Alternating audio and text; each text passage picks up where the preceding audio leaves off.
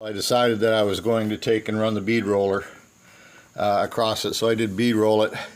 My bead roller has just a original crank handle.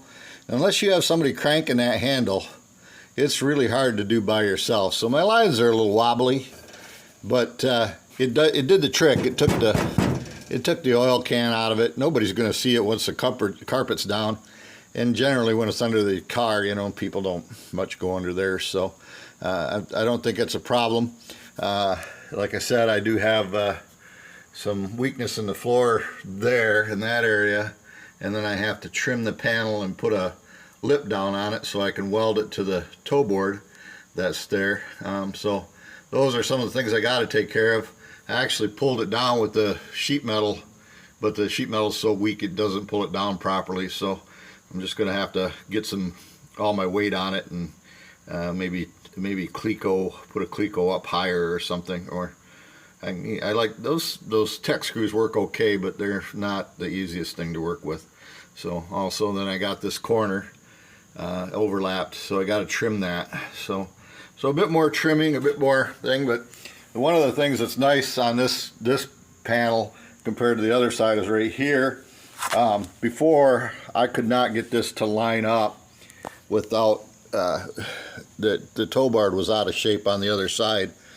So it's, at least this time, it's fairly square and I can pull it around in shape, and I think it's going to be good. Sorry for the quick jerky stuff here, but so anyhow, it's coming along. It's a process. None of this goes quick, you know. And I used, actually on this, when I bead roll it, I used the 1/2" die on my bead roller, not the 3/8.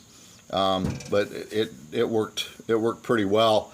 Those lines weren't very heavy, you know, pressed in these panels.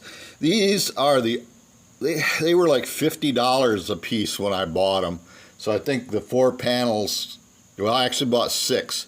So it was the rear, you have the rear piece, and then you have the under the seat piece, and you know, so I bought all 3 panels instead of buying a whole floor pan, which is $1,000. I just didn't have the $1,000. Truthfully, I'm going to be honest, I wish I had been able to you know, buy the full floor. It would have been the easier way to go. I'd have been done with this part of the project and moving on to other things. So, but you know, you work in the budget that you have. This is not going to be a show car.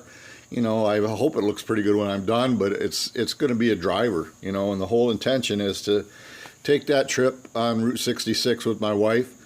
We were even looking at just places to go on Route 66 the other day, like Monument Valley and out to the Grand Canyon and El Rancho and different places along the road there.